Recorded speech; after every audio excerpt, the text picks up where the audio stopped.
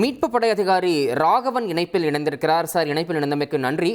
தற்போது திண்டுக்கல் சாலையில் ஏற்பட்டிருக்கக்கூடிய இந்த பயங்கர தீ விபத்தில் எந்த மாதிரியான முன்னெச்சரிக்கை நடவடிக்கைகள்லாம் நம்ம ஏற்கனவே எடுத்திருந்தா இந்த விபத்தை நம்ம தடுத்திருக்கலாம்? தற்போது இருக்கக்கூடிய சூழலில் எந்த மாதிரியான நடவடிக்கைகள் அங்கே எடுக்கணும்? உங்களுடைய தகவல் சார்.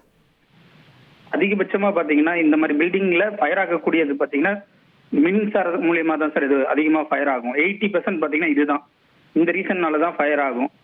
எலக்ட்ரிக்கல் ஃபயர்ன்றது தான்.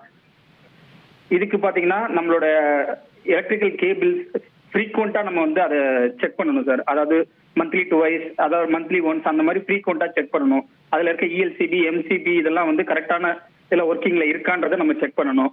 அது இல்லாம பாத்தீங்கன்னா அங்க இருக்கிறவங்களுக்கு கரெக்டான ட்ரைனிங்கும் நம்ம கொடுத்துருக்கணும். இதெல்லாம் கொடுத்துருந்தாங்கன்னா இதுல இருந்து நம்ம இது பண்ணியிருந்திருக்கலாம். அங்க இருக்க எலக்ட்ரீஷியன், அங்க ஒரு எலக்ட்ரீஷியன் பர்மனண்டா இருக்கணும். இவ்வளவு பெரிய பில்டிங்ல கண்டிப்பா எலக்ட்ரீஷியன் ஒரு ஷிஃப்ட்ல இருக்கணும். அவங்க கண்டிப்பா அதை செக் பண்ணிக்கிட்டே இருக்கணும். அது குறிப்பா இந்த மாதிரி டைம்ல மழை காலங்கள்ல இதெல்லாம் கண்டிப்பா மின்கசிவு அதிகமா ஏற்படக்கூடிய காலம்.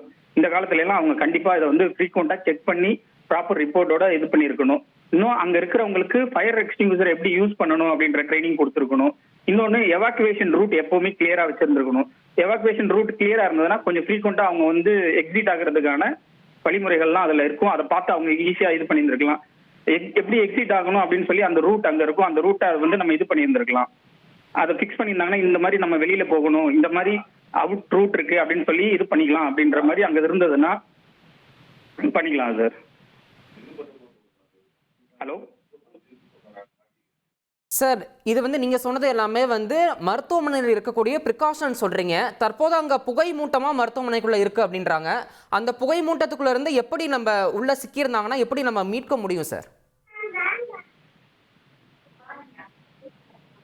புகை மூட்டமா இருக்கும்போது சார் இருக்கிற எல்லா விண்டோஸ் எல்லாத்தையுமே நம்ம ஓபன் பண்ணி விடணும் சார். அதுக்கப்புறம் அங்க உள்ள இருக்கிறவங்க தன்னுடைய கைகளையோ இல்ல கர்ச்சிப்போ ஏதாவது ஒரு ஈரம் பண்ணிக்கிட்டு அங்கிருந்து வெளியில வர்றதுக்கான வழிகளை தான் அவங்க வந்து தேர்ந்தெடுத்து வெளியில வரணும் சார். ரூட் எந்த இடத்துல இருக்குன்னு பார்த்துட்டு எக்ஸிட் எங்க இருக்கோ அந்த வழியா அவங்க பேஷண்ட் எல்லாருமே உள்ள இருக்கவங்க யாரா இருந்தாலும் அவங்க வெளியில வரணும் சார்.